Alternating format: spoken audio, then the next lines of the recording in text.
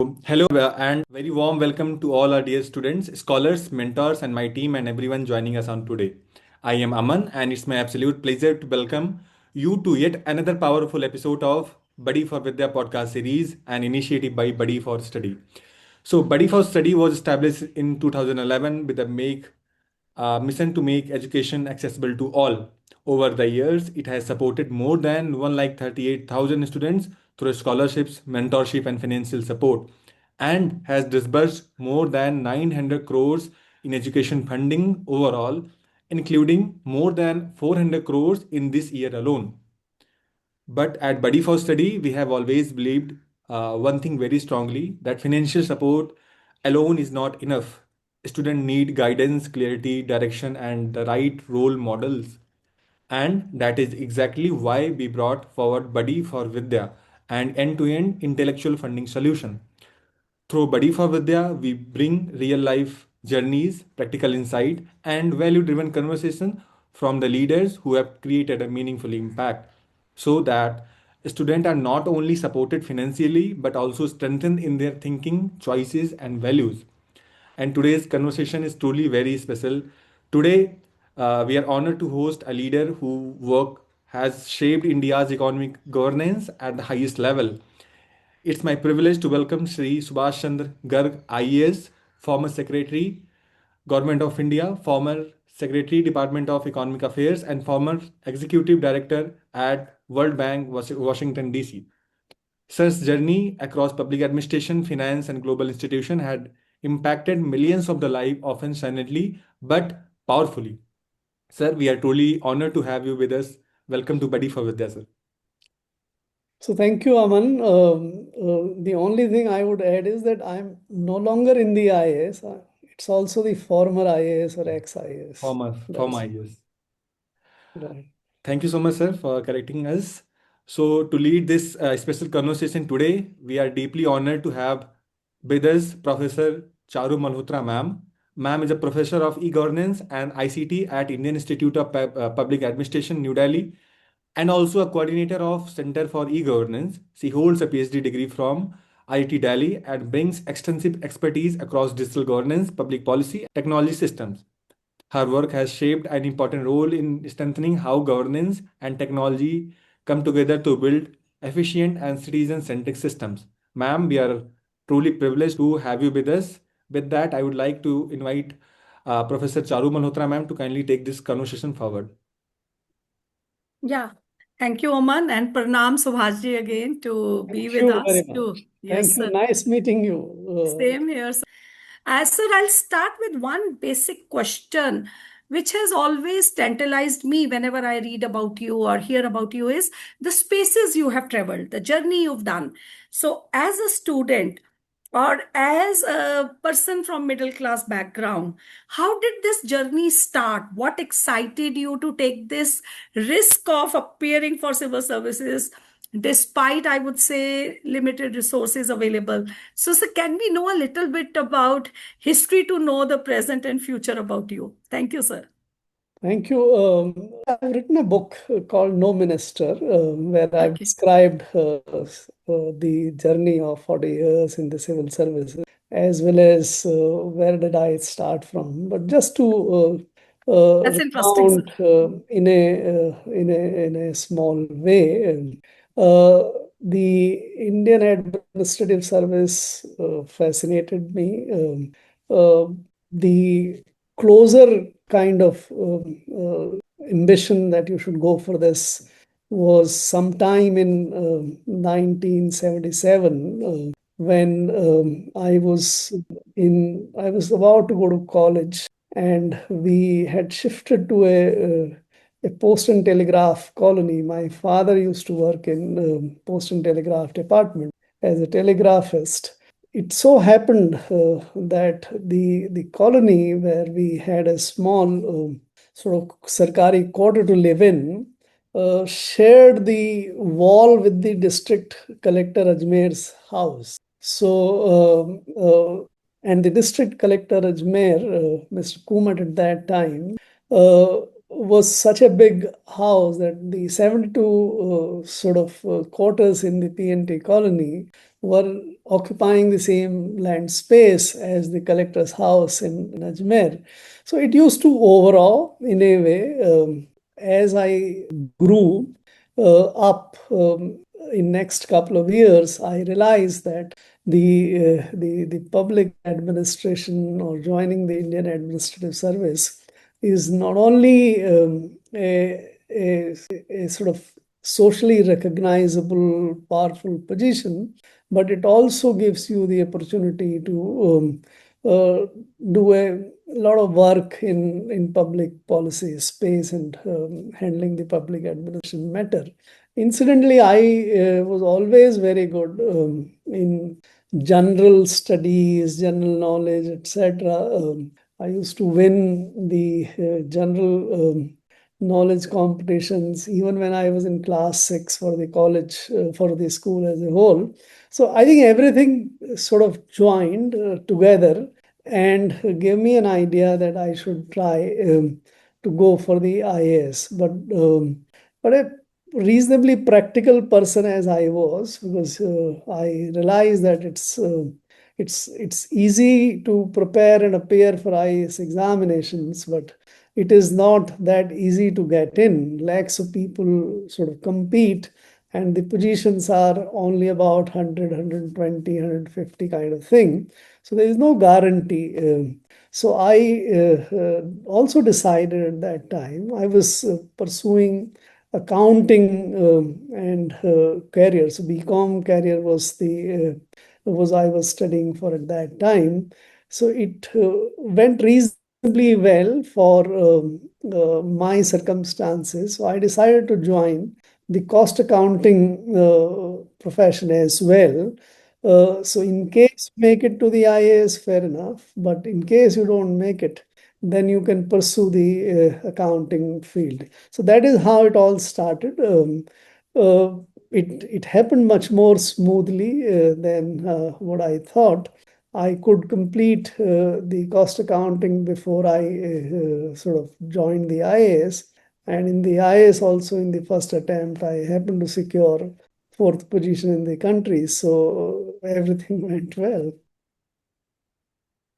That is very interesting because it means you've always been what you are, very intelligent and hardworking. But sir, before we come to present and we try to see how you look at policy making at in current context with geopolitical flux and Middle East and all those crises. Sir, first I like to know, which is a very, very deep inquisitiveness in me about you. And I'm sure all my audience members would also relate. How did you stay so balanced, so humble in this journey? I mean, if you look at the whole flow from a person who had dreamt about it in 1977, cleared it in 1983. I mean, in just a short span of 6 years, you've prepared yourself and you were there in the perched in the top of a ladder in the ecosystem. आप इतने simple और humble कैसे हैं, sir? I mean, why it's not gone to your head? How? Please advise us. I think the institution which Aman has started, I saw there is a logo on top of it which says Vidya Dadati Vinayam. So Vinayam is humility, and Vidya is the real knowledge to my mind. So I think anybody who pursues the real knowledge Mhm. will, to my mind, be always humble. And pursuit of real knowledge right from my childhood has been my passion, my endeavor. Mhm. And the more you pursue knowledge, you realize that you don't know a lot. Yes. So while you know a lot, you also realize that you don't know a lot as well. Mhm.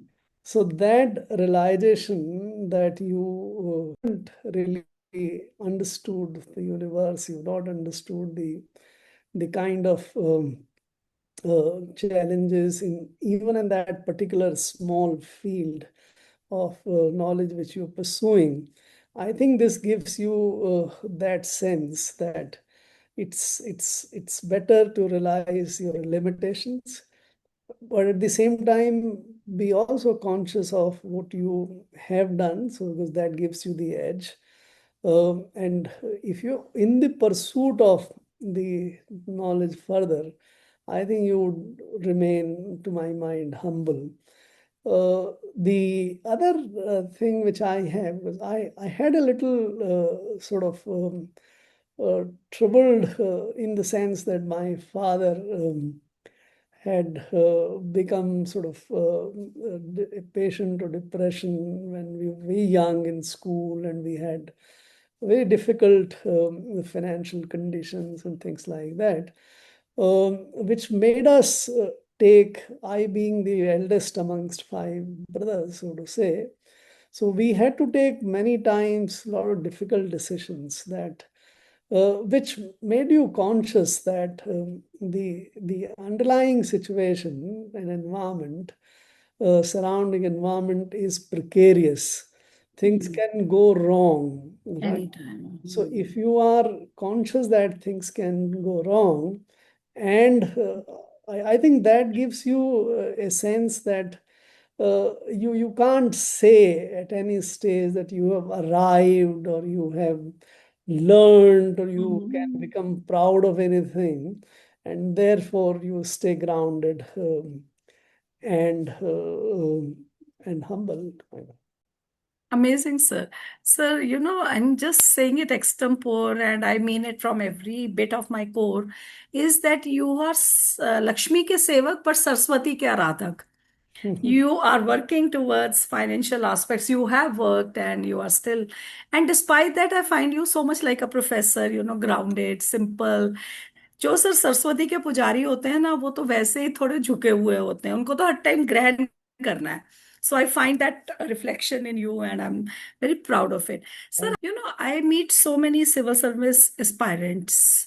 Some of them tumble down on the journey, and some of them are at the helm of their dreams, if nothing else. Some of them who tumble down, I ask them that is it because you gave up too early, or so. One of those few answers that still stay with me is, Ki, ma'am, we don't want to be a yes minister. And a lot of people in our, associations have told us, even if you become a successful civil servant, you would be towing line to somebody else who's a political leader who might not be as accurate or as exposed academically as you are, or sound morally as you are. So, what is your advice to youth on this? Of course, it's no minister at points where it is against public interest. That we have understood in our discussion with you. And another very good thing is that you are co-creating this value with your minister. That means you said you're taking them on this journey with you. But it's not easy all the time to expect somebody who is on a power seat to empathize with your point of view, or with your moral groundings, or with your ethos and talisman. Sir, how do you advise youth on this front? See, I don't think I'm in a position to advise the youth. Most of them might be beginning their journey. They may not have actually figured out all of the things. And I don't have a very strong faith in the homilies or in the sort of advices, etc. I think everyone will have to learn the way one goes through, the value system would also develop, etc. But from my point of view, to respond to your question, I think there are two essential things. If you want to imbibe while getting into the public services or the civil service, one is the pursuit of competence, right? Do you have the competence? So in general administration, it would mean that would you understand very well the legal framework of the country, the land systems, the human behavior, relations, society which it is, to really be in a position to figure out what is in the real public interest or something. At later levels, when you specialize in certain fields, whether it's finance or technology or law or anything else, do you have the right kind of knowledge? Are you competent? Are you master of that particular knowledge or not? So this I say because, in my judgment, the politicians, the ministers would always need the competent people to deliver as well. Because incompetent cannot deliver even for them, right? So the ministers, the politicians are in charge of doing two things. Give justice to their responsibilities and also discharge their roles and responsibilities. For discharging them, they need competent people to do the work. They also have to serve their populist goals. They have to get re-elected, so they have to serve their constituencies. But there are many positions in the government where it's more of competence which you require. And many of these, and in my judgment, my journey told me that many of these ministers also knew that incompetent people can create even problems for them. So, in my judgment, if you have the competence, then you would have demand. Many people tell me that despite my run-ins with so many politicians in the state or even the government of India later, I think you would remember that I finally took a voluntary retirement in 2019 because I had a lot of differences with the finance minister. Yes, sir. I wanted to come to that. We'll discuss in case you have interest. Yeah, I yeah, have yeah. described the entire thing Yeah. in my book, the We Also Make Policy. But sir, So hearing from you will be so much fun. correct. So despite that, what I'm telling you is that I got lots of big positions which the normal civil servants would sort of dream or without my asking. Yeah. Right. For example, I was made Principal Secretary of Finance in Rajasthan twice. Mm-hmm. First time in 2008, Mm-hmm. at the youngest possible age, sort of with 65 senior officers to me there, and with the finance secretary being literally the second in command in the state, I was interested with the responsibility. Then I was sent to the World Bank. I was given the responsibility of economic affairs as secretary. So all these postings were given despite the fact that no one would believe that I am somebody's person, right? Or Mm. I am aligned to politically to anyone, right? Wow. Number of times I was transferred also because the incumbent thought that I was closer to the other one, whatever. So Yeah. the point I'm just saying is that if you have competence, you would have demand. If you have only the malleability to associate yourself with some or the other power group, then you may not have actually the demand except for serving those. And that is what brings me to the second point of this. I think if the civil servant realizes that the politician has more limitations Mhm. than him or more at stake than the civil servant. So civil servant can only be transferred. Yeah. You have a permanent service for 35 to 40 years kind of thing. At best, you would be transferred from a place to another place. Your Yeah. pay, work visits, and things like are not affected. Mm. Whereas the politician runs the risk of losing the election in 5 years True. and may not come back. And there might also be competition going around between the Mm. political class of one trying to upstage the other one.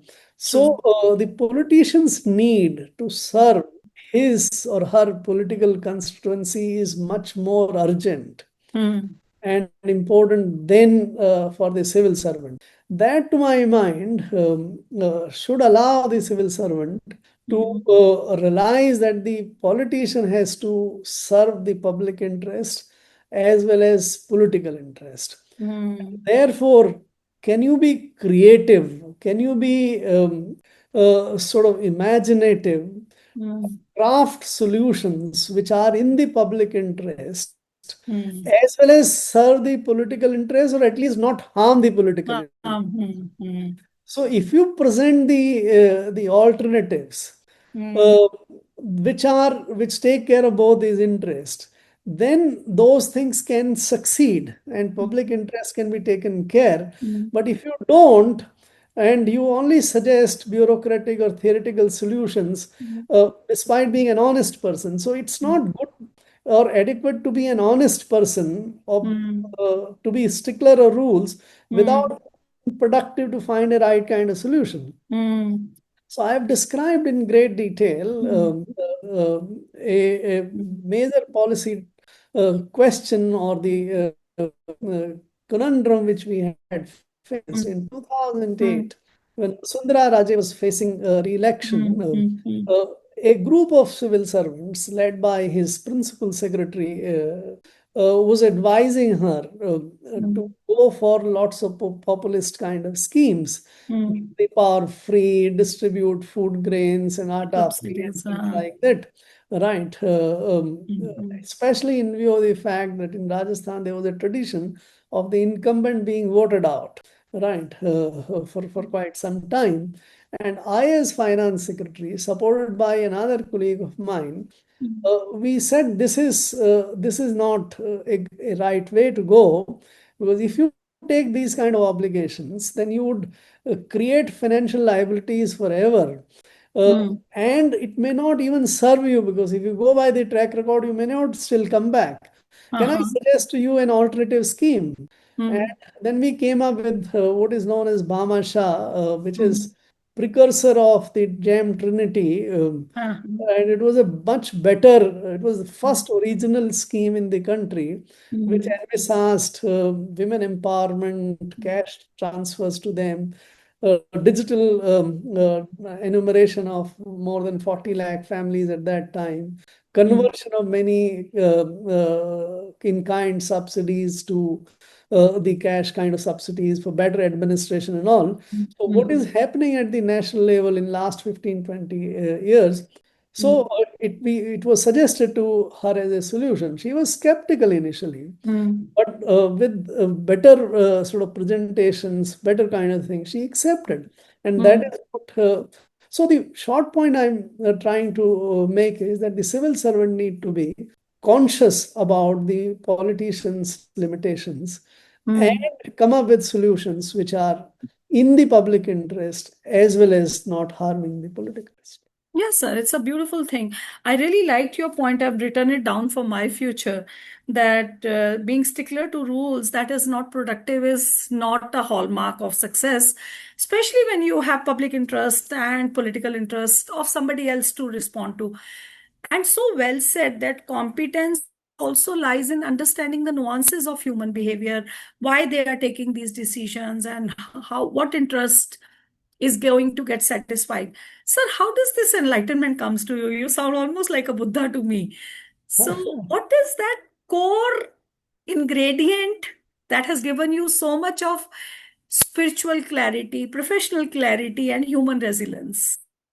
I don't know this. I don't think anybody trained me into it. Uh, uh, but I had this sense of fairness, maybe quite unconsciously, a sense of what is right, and the ability or intent to stick to that, right from my beginning. So whether nature sort of provided this, it's not possible for me to theorize it or put it into the abstract. If I can, take the liberty of saying what I felt in your honest ruminations is that you have read very well. You are a very well read person. Obviously, sir, you have been not just a topper, you have steered us towards growth in ways more than one. So, what you are probably advising youth of today is to have a complete toolkit ready with them to read various philosophies and without being judgmental or without slotting them. And then at that point of time, as the as the demand is, you pick up the best formula that works. Great, sir. Sir, but do you think youth of today, even I have kids of Aman's age and little more than his age, little nahi, kafi more. So, as sir, they are constantly distracted by social media. They are constantly distracted by short-term goals, and I won't demean their materialistic goals, but yes, I would call them short-term goals or their personal filters, which are probably not as broad based or as kind as your filters have been, I could say. So what do you advise them, sir? How do they isolate themselves from these temporary distractions which their hormones or their society is propelling or their peer pressure is propelling them towards? So what is उसके लिए तो एक formula होना चाहिए ना sir आपकी तरफ से?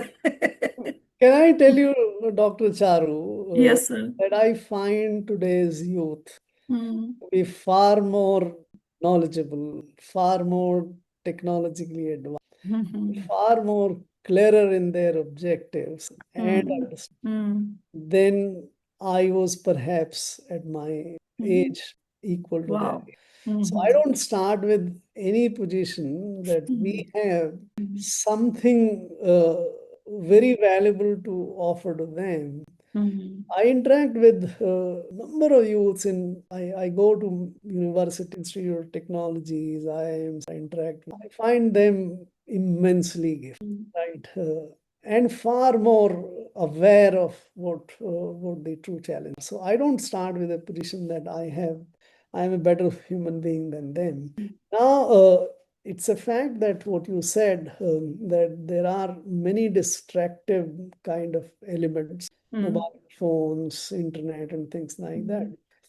But you can view these. I think at every age they have been distracting models. I remember when I was a student, the television had come for the first time, right? So in 76 in India, the black and white TV started, and to that color TV came. This was the age. And believe me, and I think you would remember that everyone used to tell us that watching television is distracting. It will spoil the youth of the day, right? True. True. So, if we were not spoiled by the technologies and the innovations of those days, we shouldn't judge that the students of today or the youth of today would be distracted or spoiled by the television, by the mobile phones and internet. I went to a major university in South a couple of months back, and to deliver one of my TED talk. So there, a lot of students gathered around, and we had a discussion. I asked them one question. I said, "Do you, when a teacher is teaching you or a professor is teaching you in the class, do you check whether the professor is teaching right or wrong? Because in your hand now, entire global dictionary or knowledge base is there. You just Google and you can find out whether the professor, and more than half of them said they do check. So the same thing which we can consider as something distracting can be a very powerful tool to actually acquire the right kind of. So I don't think any technology, any innovation, we should be taking or talking only the negative side of it. There is a way to sort of use that for your advancement. I remember I had this urge when I was a college. I would read the lesson the day before the professor or the lecturer taught me in the college. Two reasons. One, I wanted to be prepared for what the lecturer would tell you, and secondly, I would play some game that is the professor right, or is he telling me right? And believe me, so sometimes we found out that what professor was teaching was incorrect. And we Okay. would sort of counter him right in the class that this is not the correct way.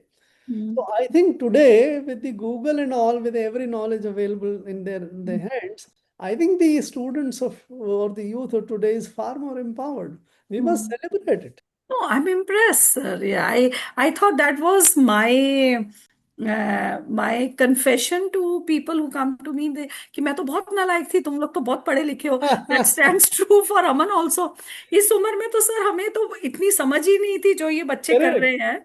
And this is because of the tools they have, the exposure they have. And I really admire people like you who are true mentors. You are not being judgmental about them by conventional standards. Sir, keeping in mind that you understand that the youth today is more empowered, more enlightened, more powerful, have more agency, how do you think they can build up a better India or a more inclusive economy? Is it by taking risk, or is it by being, being leaders in the conventional way? So, what do you think is the way they can help us to create, I won't say only Viksit Bharat, but a happier Bharat? So my sense is that every individual is a sovereign Mm. in himself or so the first duty of every individual or the joy of is for to be able to take care of himself. Nation comes much later. Don't worry about nation too much, True, right? true, true, true. So if you are able to develop yourself, equip yourself, create competencies in you to be able to take care of you, do you know yourself? Do you have capability to earn for yourself? Do you have the capability to sort of produce something which has a value and you get income out of that? So if everyone can take care of Them. himself or herself, then the collectively the nation also, Wow. right? Such a simple formula. Yeah. A very simple formula. Yeah, true, true. The more Mm, everyone takes care of himself or herself, mm. powerful, prosperous is the nation, Very true, sir. right? And in my judgment and Mm, experience, if 90% of the people mm, are good enough to take care of themselves, they are doing mm, a great national duty, right? We have this concept of externalities in the economic space. So if everyone can take care of their health, if they can take care of their education, if they can take care of their family, their income, mm, etc., their children education, you have created so much of externalities, you've taken off so much of the pressure from the governments to help you out, mm, etc. That is good enough. So 90% of the people, it's I think only about 5-10% of the people who mm, may be competent enough, who may have the aspirations to sort of take wider responsibilities mm, besides their own, their families or their wider communities or mm, the state or the country or the nation or in world as a whole. mm. And that depends as you go up, lower and lower number of people are required to do it. Not everyone is required to do take care of the nations. I think the best way to take care of the nation is to take care of yourself. Wow, sir. Wow. I think this is the biggest mantra that's going to help our audience and even me, that if I can take care of my health, I think my whole family is happier. So instead of worrying about husband ne khaya ki nahi, mother-in-law ne khaya ki nahi, you're so right. If we take care of ourselves, the rest of the thing around us will automatically be happier. Sir, can we have quick take on pick on your head? You've been awesome, but let's do a quick fireside chat where I just need, there is no hamper to give you, unfortunately. But the respect that you earned from us today, I'm sure from my audience also. I'll just do, very instinctively. How do you define India's economy in one word, sir, now? First thing, I don't think I can find one word to respond to. Mm-hmm. As I would also challenge you to ask a question in one word. Okay, Can you perfect, ask sir. it? Can you ask a question in one word? Possibly Viksit not. Bharat. Viksit Bharat. That's not a question then. So allow Question mark me. is there, sir. So allow me a couple of words. Okay. a sentence, right? Done, sir, Don't done. ask me one word. Right. Okay, done, sir. Now what is your question? Now my question is, sir, how do you see India in 2047? We have a huge challenge. Uh-huh. We are 142nd in the poverty. We have immense potential. We can, by 2047 or 2050, when we complete 100 years of our republic, can become a upper middle income country. That would be the true Viksit Bharat in my. Beautiful, sir. Sir, what should my youth deem as more important? A regular, disciplined life or their inherent talent? Both. Both. There is no substitute of Okay. discipline. Talent alone cannot do it. A disciplined talent can actually achieve the goals much better. I don't think a disciplined person without talent can do much, or a talented person without discipline can also do much. Awesome, sir. Awesome. Sir, risk of having a startup or the safety of a government job? What do you think is better for today's youth? For the 90%, any other thing, any job or anything, what you can do to take care. But for some which are entrepreneurial, startups are essentially a new way of doing and existing. And as technology advances, if you can do in a new way, that is very, but not for everyone. I don't think there is a single solution for everyone. I agree with you, sir. I think everybody, as you rightly said, have to look into their definitions of competence or capabilities. I totally agree with you. Viksit Bharat, sir, is favorite of each of us now in today's context, especially in context of self-reliance or sovereignty. What do you think is the biggest challenge of India's journey there? See, our civilizational challenges that we have not been very innovative. We have not developed new products, technologies, etc. But we have been very good adapters, right? I think time has come to change the whole metric. If we can become innovative, if we can look for the future, come up with better new products, technologies, we can advance our journey towards that faster. But without being sort of innovative and searching technologies and the new knowledge, I don't think we can go there. I agree with you, sir. I totally agree with you. And I think in ways more than one, we need the whole ecosystem around us to support youth and support innovation, as you rightly said. So I totally. Sir, one question which could be last if you are running short of time, could be third last or fifth last if you have time. We can take two more questions. Awesome, sir. Awesome. Sir, a lot of times when I talk to people around us, they say leadership doesn't have much choices in our country. And it's a very critical question. We are both of us treading on very thin line of safety. What would you tell youth of this? You are so positive. What is the reassurance you can give to such a negative rhetoric? See, the beauty of India is that it has survived for 5,000. This must be something in it which makes it survive. I don't think there is any person or any leader who is indispensable or who can alone take this avatar mentality of ours, that there would be an avatar, there would be some god coming, etc. I think we must junk this. If all of us can become productive, then we will move forward. I don't think we should look easier solutions in avatars or superhumans. So for me, this is a holy grail. Thanks a lot that we should stop this avatar mentality. I think Aman would want his audience to ask, Okay. sir. Over to you, Aman. Sir, actually, we have joined three scholars, so they are Yeah, ready yeah. to So we deliver. can take one each, one One question each. from here, sir. So I'll also request the scholars who have joined kindly be precise with your questions so that we can finish it very promptly. So adding here, Sonam Banu from University of Rajasthan. So, hello, sir. Good evening Hi. from my side. I'm Sonam from Rajasthan, and it's a great opportunity to see you here and hearing all of from you. So, my question is, sir, looking back at your early years, just we are youth here, so learning from your youth era as well.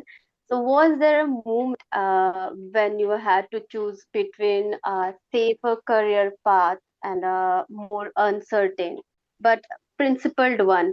That how did that experience influence your approach to governance and financial decision making later in your career? See, one of the early sort of conviction which I had was that it's easier to dissipate your energy if you try to aim too many things at we don't have innumerable or inexhaustible kind of time. So it makes sense to choose what suits you best, what you are best interested in, and then go for whole hog for that. So that is the way.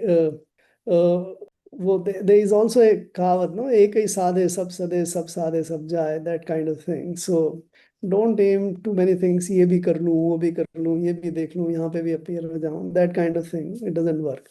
If your question was related to the dilemma sometimes when it presents, when you are faced with situations where there are a number of options or there are a number of powers pulling in different directions. I think what I described in the conversation with Charuji today, if you have if you have a compass, if you have a lens which helps you in deciding. So my lens was the public interest lens.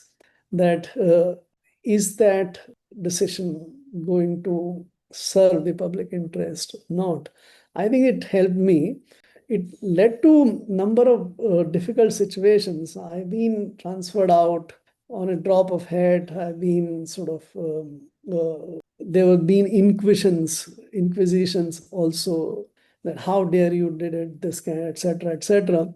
So, but all that is part of life. You can very easily move on and invest those times when you have been sidelined or something to further invest in building capabilities for it. So I think that's where things lie, rather than I don't have a, pardon my saying, a professorial determinative kind of answer. I would say that apply some lens, some talisman, some criterion, and then choose to take it. Thank you, sir. But other perspective of youth is the world is changing so fast that we have to keep up with the world. In that thing, we are like chasing so many things and doing so many things at the same But time, and Sonam, we are believe me, the world has always been changing. There's been no periods when the world was not changing. The pace of change has accelerated currently, but it's not a very fundamentally different change. It's a better alternative of the yesterday. So I don't think there is any, and you have much bigger, much better tools to deal with. Imagine only 200 years back, you can't travel to 50 kilometers away because there was no means. Today, the world is on your lap, on your palm. Nothing stops you. So, the bigger the challenges, bigger the tools available, and better way to handle things. Maybe next person. Thank you. So next we have Shivam Tripathi from University of Delhi. Hello, sir. Good evening, sir. Hi, good evening. Sir, thank you for your insightful talk. And I myself, being an UPSC aspirant, resonated with competence thing a lot. And sir, that pursuit of real knowledge brings humility. These two things are going to stay with me for a long time. Sir, my question is, sir, in UPSC journey, where results are uncertain, what should an aspirant actually try to control, and what should they learn to let go of? Also, sir, do you think destiny has a role to play in it? See, if you factor out destiny, you would be better off, because you can't game the destiny in your favor, right? So just filter out the destiny part. Second, don't make the UPSC as a career. UPSC is not a profession. UPSC doesn't provide you any skills. It's a competition for a certain kind of jobs. And therefore, anyone who puts all his eggs, I I'm reached out by a number of people that this is my sixth attempt, I'm working hard and this, I have to achieve it. I'm determined to do this. All this sounds crap to me. UPSC is a means in case you want to get to the public service, but that's again not the only way to, right? There is a very large world outside. So don't make the UPSC as the be all and end all of your life in any way.